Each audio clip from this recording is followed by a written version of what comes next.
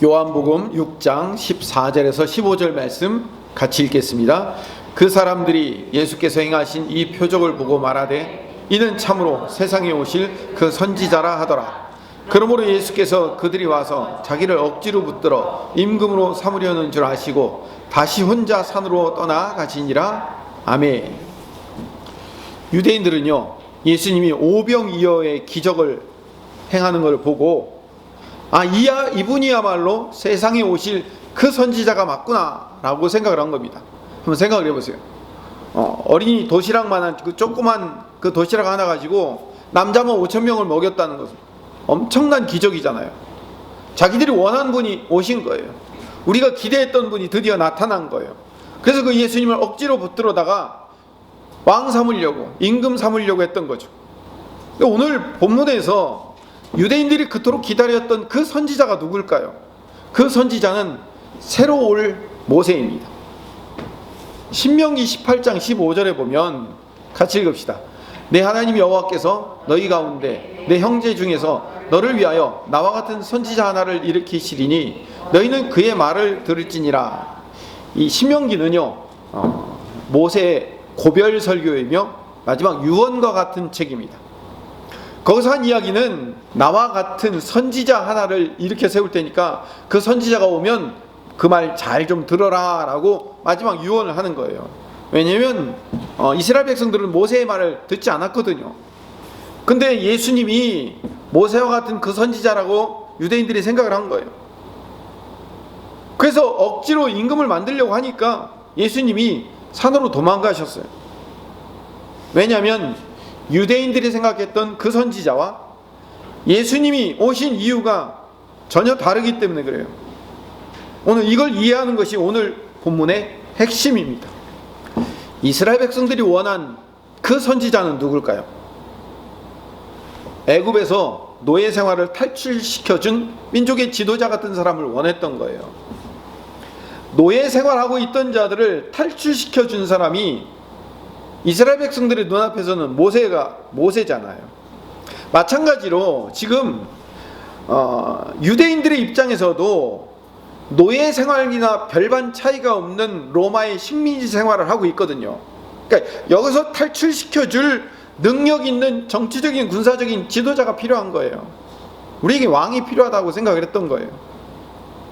요즘 새벽마다 사사기를 강의하고 있는데요, 이 사사시대가 끝나고 나면 왕정시대가 도래해요. 사사시대와 왕정시대의 차이점은 왕이 있냐 없냐의 차이죠. 이 사무엘상이 시작되면서, 그러니까 왕정시대가 시작되면서 사무엘이 사실상 마지막 사사예요. 그리고 사무엘 아들들이 마지막 사사인데 이 사사가 끝나고 왕이 필요하다는 거예요. 이스라엘 백성들이 강력하게 왕을 원하는 거예요. 왜 왕을 원하냐면 모세와 같은 강력한 능력을 가진 그런 지도자, 능력 있는 왕을 원하고 그 왕이 있으면 우리가 고통당하는 일에서 벗어날 수 있을 것이다 라는 생각을 가지고 있었기 때문에 그런 거죠. 그러면 하나님이 원하시는 그 선지자는 누굴까요? 하나님이 보내시려고 했던 모세와 같은 그 선지자는 도대체 누굴까요? 자, 이걸 알려면 역사를 거슬러 올라가야 됩니다. 신명기로 다시 거슬러 올라가 봅시다. 신명기 7장 1절부터 4절 말씀을 읽어봅시다. 모세가 이스라엘 백성들에게 너 가나안 땅에 들어가면 뭘 해야 될지에 대한 가장 중요한 사명, 계명을 보여주신 거예요. 그게 신명기 7장 1절부터 4절 말씀입니다. 같이 한번 읽어봅시다. 시작. 내 하나님 여호와께서 너를 인도하사 내가 가서 차지할 땅으로 들이시고 내 앞에서 여러 민족, 헷 족속과 기르가스 족속과 아모리 족속과 가나안 족속과 브리스 족속과 히위 족속과 여부스 족속 곧 너보다 많고 힘이 센 7 족속을 쫓아내실 때 내 하나님 여호와께서 그들을 내게 넘겨 내게 치게 하시리니 그때 너는 그들을 진멸할 것이라. 그들과 어떤 언약도 하지 말 것이요 그들을 불쌍히 여기지도 말 것이며 또 그들과 혼인하지도 말지니 내 딸을 그들의 아들에게 주지 말 것이요 그들의 딸도 내 며느리로 삼지 말 것은 그가 내 아들을 유혹하여 그가 여호와를 떠나고 다른 신들을 섬기게 하므로 여호와께서 너희에게 진노하사 갑자기 너희를 멸하실 것임이니라. 아까 뭐라고 그랬죠? 신명기는 모세의 고별 설교이자 유언이라고 그랬잖아요.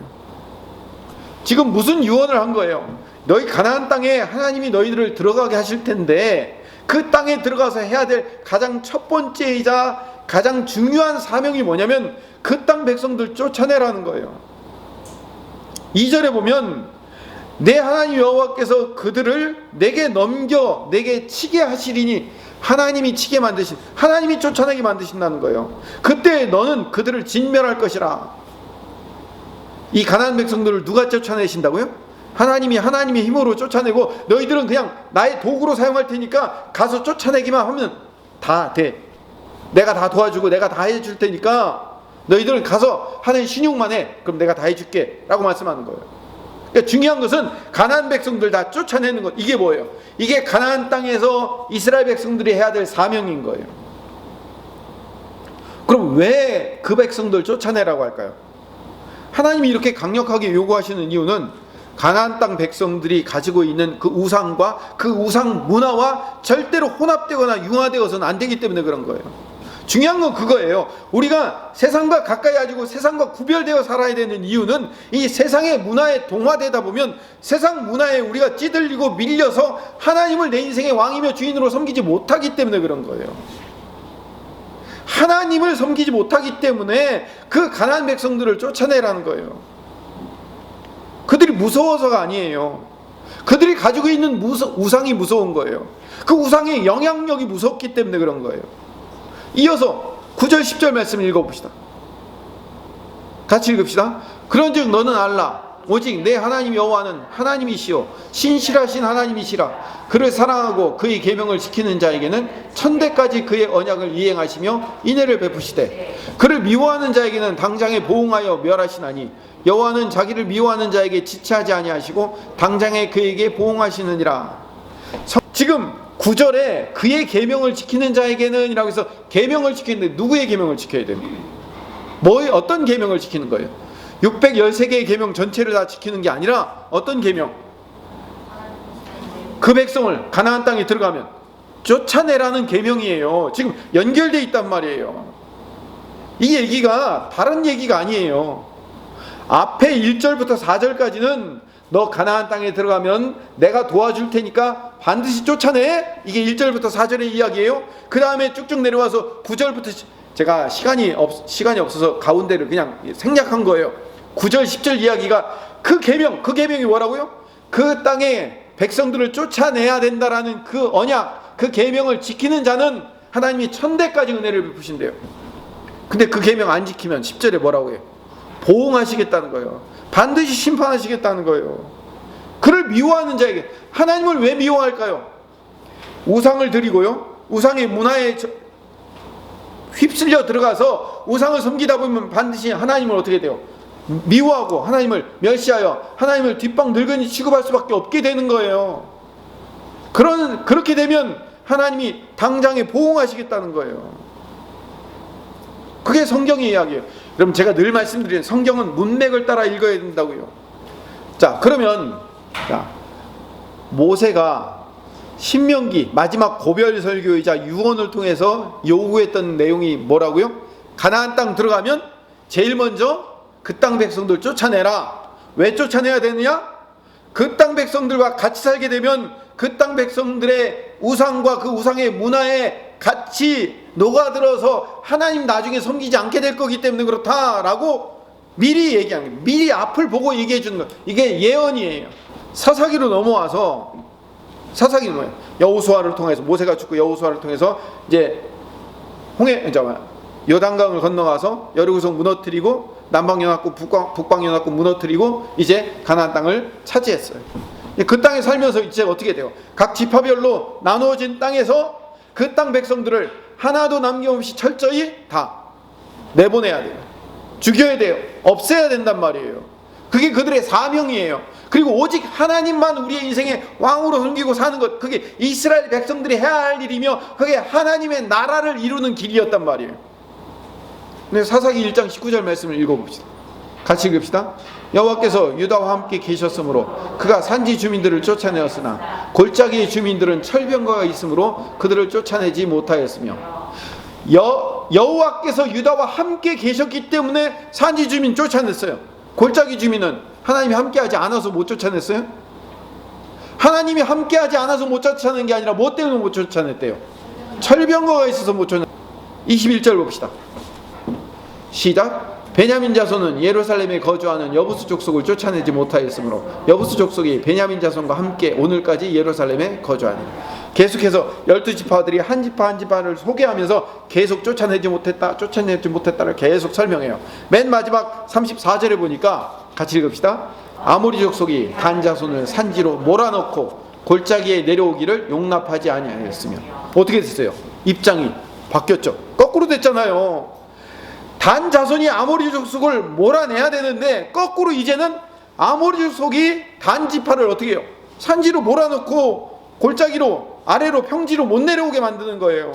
하나님이 함께 하시면 반드시 쫓아낼 수 있으며 내가 너를 도와줄 테니까 반드시 너 가나안 땅에 들어가자마자 그 땅 백성들 다 쫓아내라. 그 명령 잘 지키면 천대까지 은혜를 베풀고 이 명령 안 지키면 내가 반드시 너한테 보응할 거다라고 미리 모세를 통해서 약속하고 또 약속해 주셨는데도 불구하고 결국 못 쫓아냈어요. 핑계를 대는 거예요. 거기요 거인족이 살아서 못 쫓아내요. 거기 철병거가 있어서 못 쫓아내요 라고 해서 핑계를 잡고 대는 거예요. 그게 결국 어떻게 됐느냐. 사사기 2장 11절부터 15절 말씀을 읽어봅시다. 같이 읽읍시다.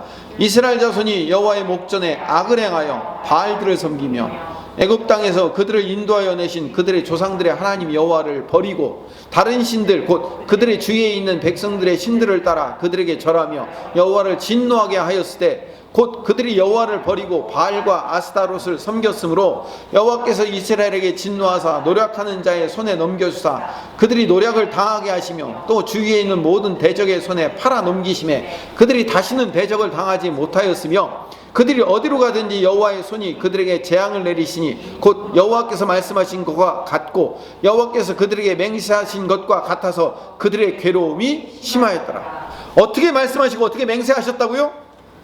너 가나안 백성들을 쫓아내면 천대까지 은혜를 베풀고 못 쫓아내면 내가 심판할 거다 보응할 거다라고 한 그 약속을 그대로 지키고 계시잖아요. 하나님께서. 그래서 이방 민족들이 이 이스라엘 백성들을 쳐들어와서 가나안 족속들이 쳐들어와서 블레셋 사람들이 쳐들어와서 이스라엘 백성들을 괴롭히는 거예요. 그 괴롭히는 이야기가 뭐예요? 그게 사사기의 이야기인 거예요. 근데 이스라엘 백성들은요 핑계를 대요. 뭐라고 핑계대요? 가나안 백성들이 강력해서 그렇대요. 철병거가 있어서요. 거기 거인 족속들이 살아요. 근데 여러분 한번 생각해봅시다. 애초에 이스라엘 백성들이 애굽에서 나올 때부터 자기들의 힘으로 나왔습니까? 아니잖아요. 모세라는 그 선지자를 보내셔서 하나님의 능력으로 구원을 이루신 거예요.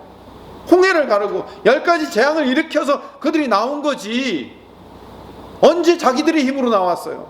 그러니까 모세가 나와 같은 선지자 그 선지자를 보낼 거라고 한 얘기는 뭘 의미하는 거예요? 너희들의 힘으로 하는 게 아니다. 뭐예요? 하나님이 하신다는 것을 보여주는 상징적인 내용이 바로 그 선지자인 거예요. 출애굽할 때 방금도 말씀드렸지만 10가지 재앙과 홍해를 가르는 기적으로 그들이 나왔어요. 광야에서도요 하나님이 만나와 메추라기와 물을 보내주셔서 그들이 먹고 살았어요. 가나안 땅에 들어갈 때도 여호수아가 요단강을 하나님의 힘으로 건너가게 만들었어요.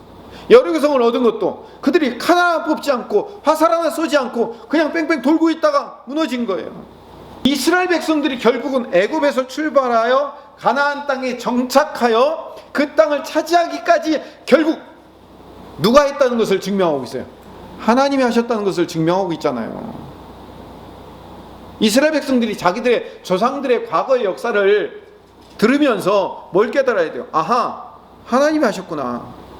이걸 깨달아야 돼요.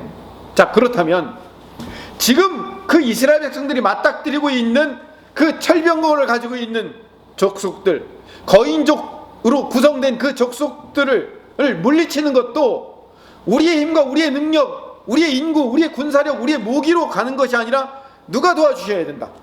하나님이 도와주셔야 이기고 승리하고 그들을 내쫓을 수 있다라는 결과를 가지고 그 주제를 알고 있어야 되는 거예요. 이스라엘 백성들이 가나안 백성들보다 무기가 없고 인구가 적고 경제력이 없고 왕이 없었기 때문에 그들이 침략을 당한 게 아니에요. 가나안 백성들이 사사기에서 수많은 그 이방 민족들과 가나안 족속들의 침입을 받아 그들이 힘들어 살 수밖에 없는 이유는 하나님이 애초에 명령했던 가나안 백성들을 쫓아내고 하나님만 왕으로 섬기며 사는 하나님의 나라를 만들지 못한 결과 때문에 그런 거예요. 그래서 하나님이 그들의 손에 파셨다고 얘기하잖아요. 내버려 두었다는 얘기예요. 순종하지 않은 결과로 그냥 내버려 두신 결과가 이렇게 된 거예요. 그래서 이스라엘 백성들이 이방들이 자꾸 침략해 들어오고 가나안 족속들이 자꾸 침략해 들어오는 그 문제를 해결하는 방법이 어디에 있어요?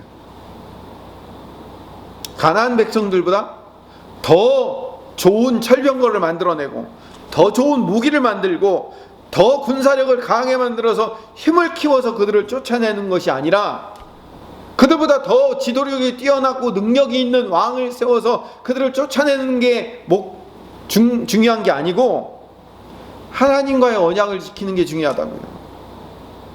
하나님과의 언약을 지켜서 그들을 쫓아내고 그들의 문화, 그들의 우상의 풍속에서 벗어나는 것이 핵심이에요.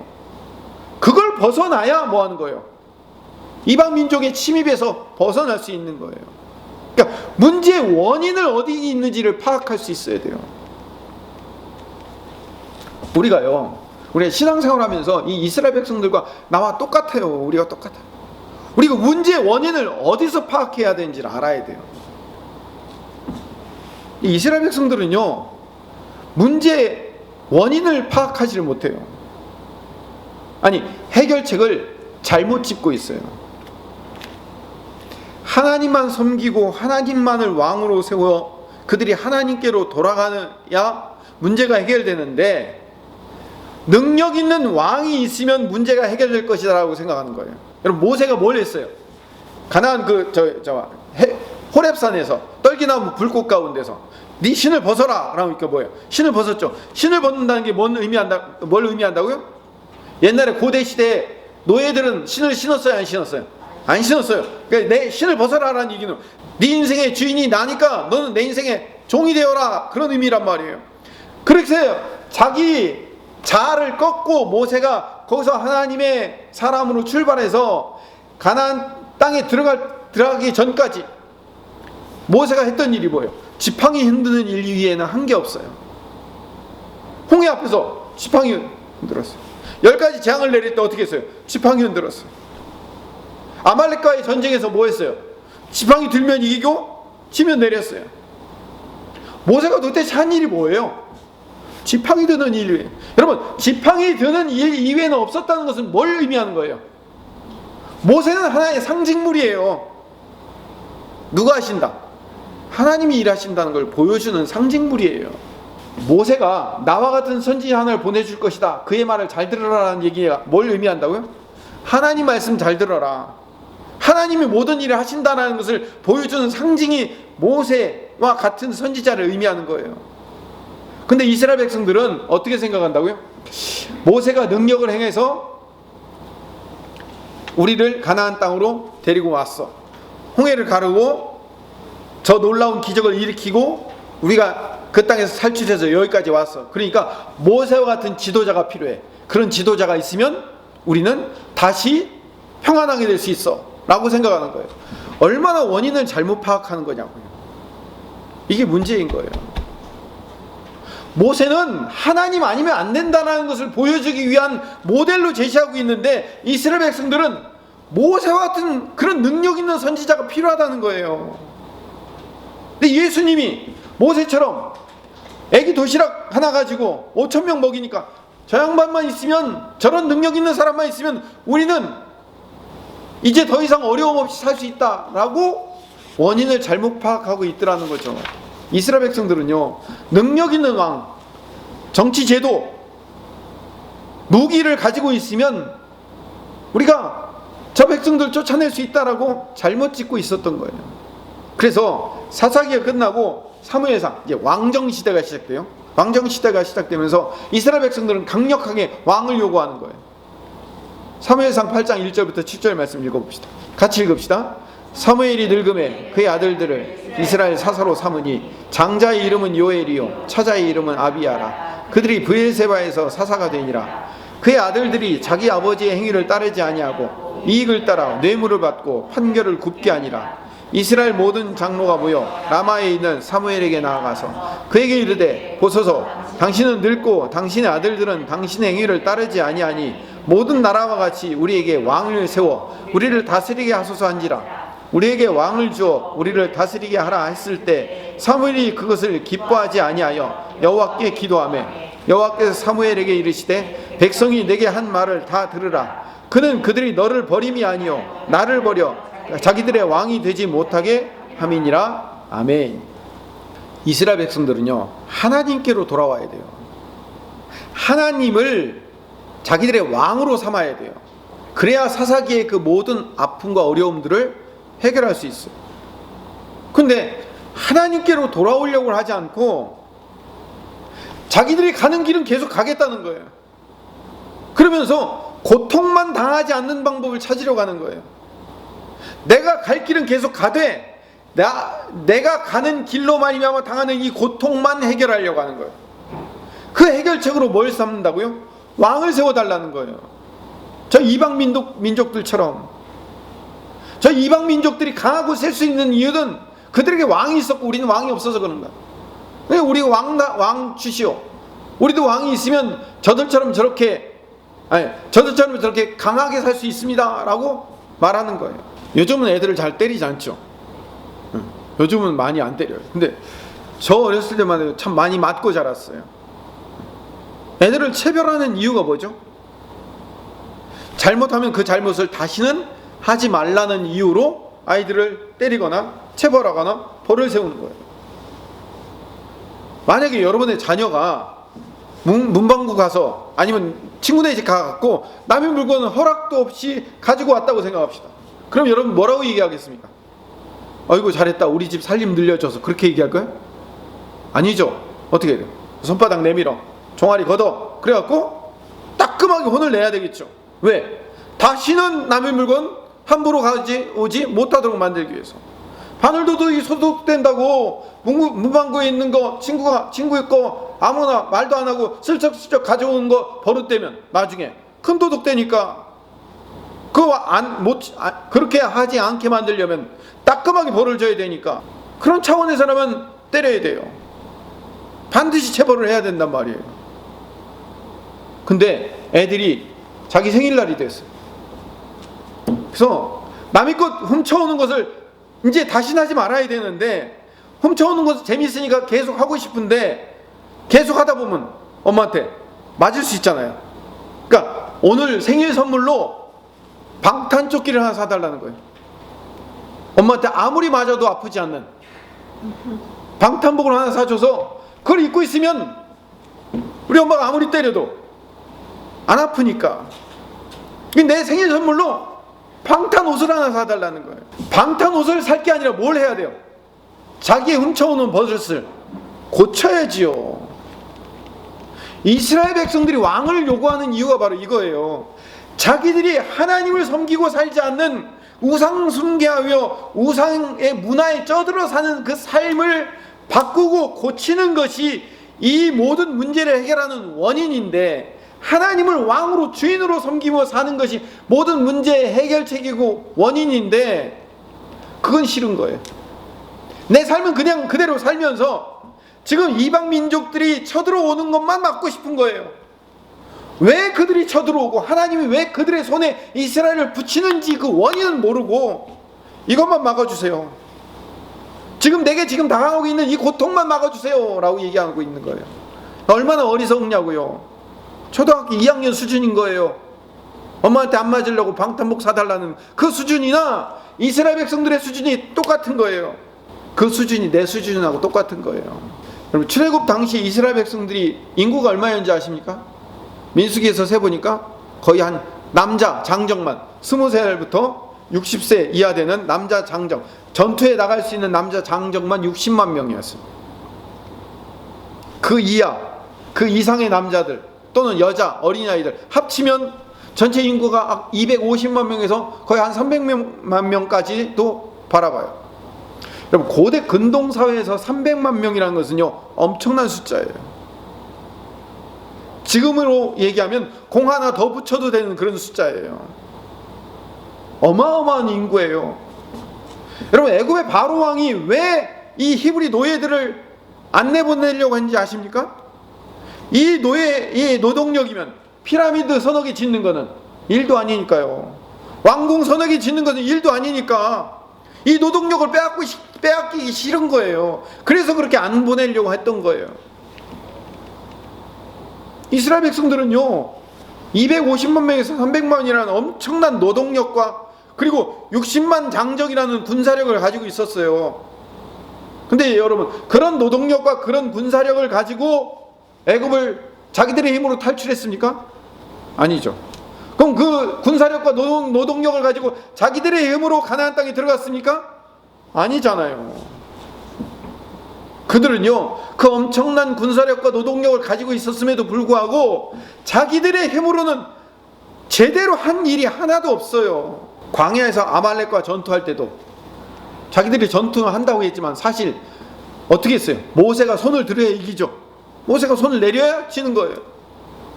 자기들이 한 게 아니에요. 홍해를 가르고 요단강을 건너고 여리고성을 무너뜨리는 건 전부 다 자기들 능력으로 한 거 아니에요. 하나님이 하셨죠. 오히려 이스라엘 백성들이 한 일이 뭘까요?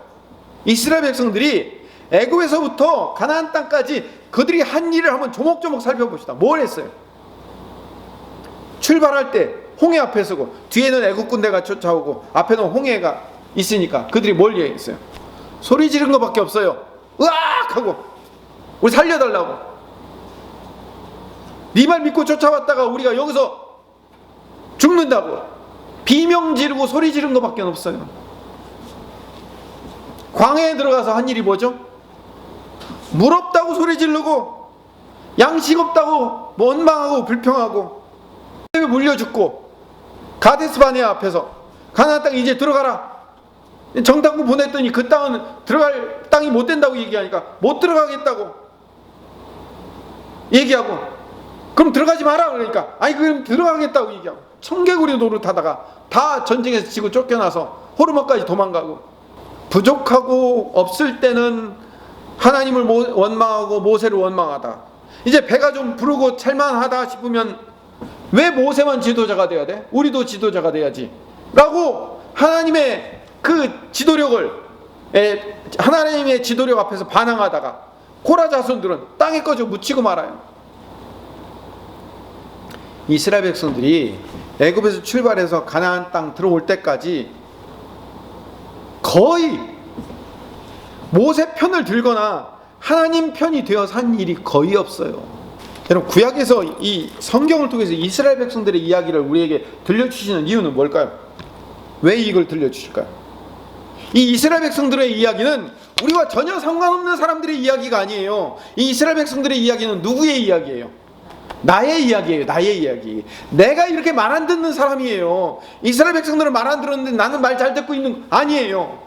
우리가 이스라엘 백성과 똑같은 자들이에요. 신약 백성들인 우리 성도들도요, 언제나 내가 가고 싶은 길이 있어요.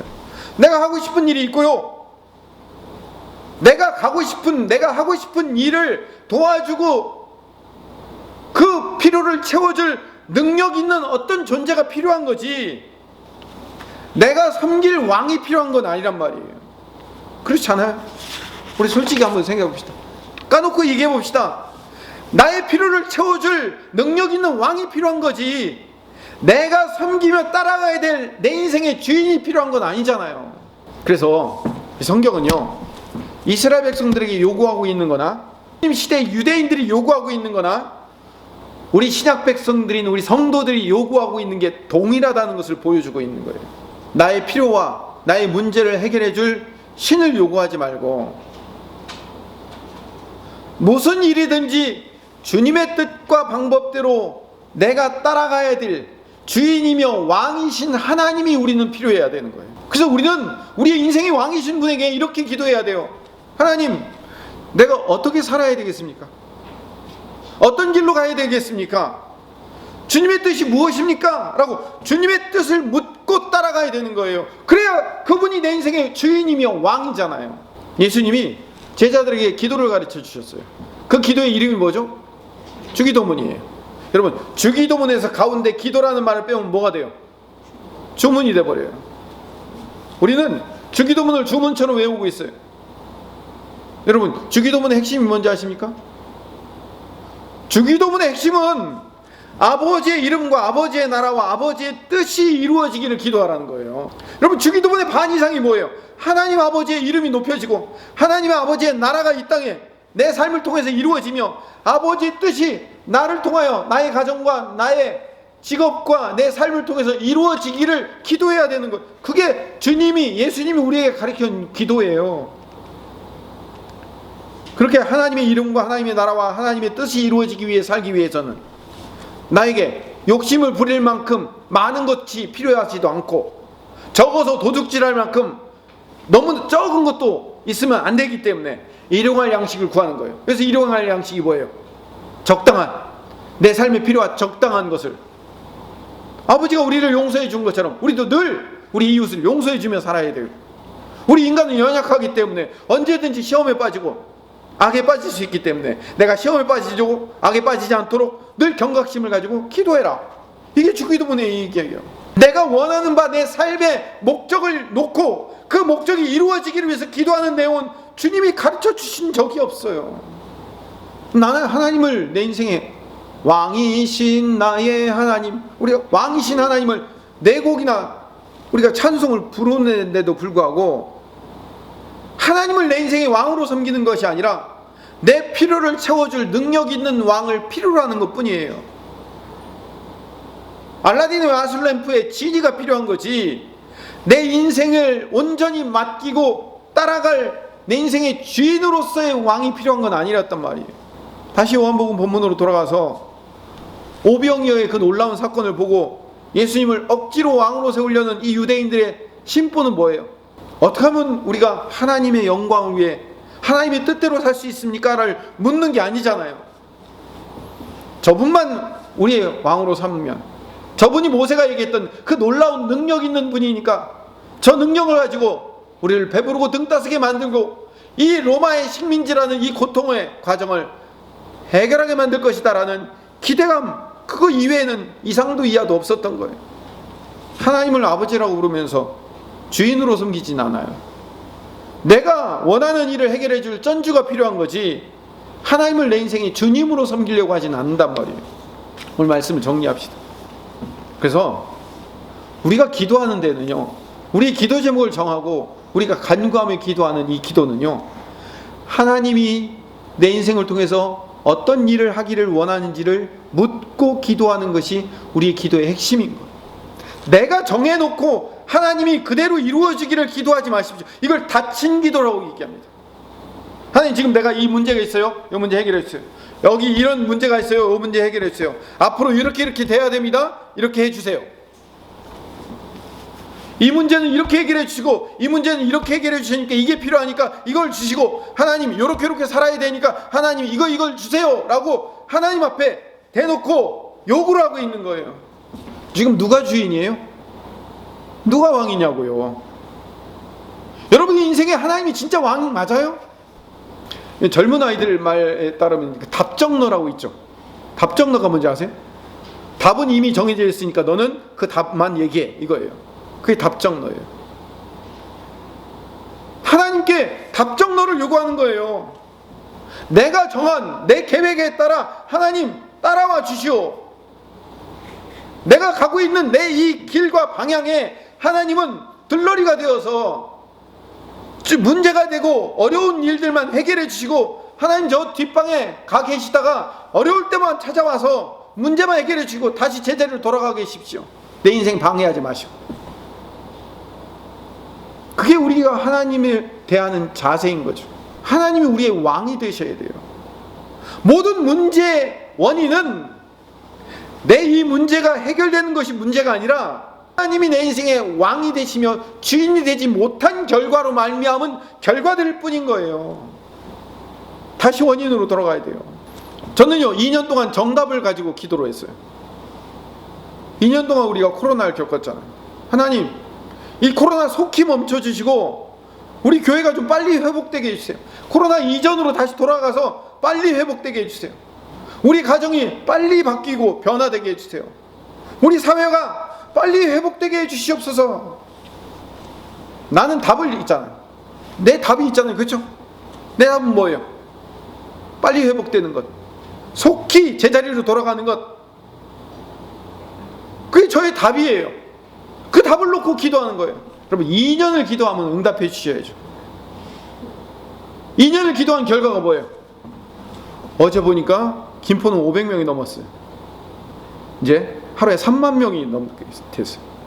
앞으로 향후 한 달 안에 하루에 10만 명도 가능하다는 이야기까지 있어요. 전문가들의 이야기가 있어요. 더 많아져요. 더. 왜 우리의 기도를 안 들어주실까요? 하나님은? 우리 기도가 약해서? 여러분, 우리가 정답을 정해놓고 기도하는 게 아니에요. 이거 닫힌 기도라고 그래요. 열린 기도가 필요해요. 열린 기도가 뭘까요?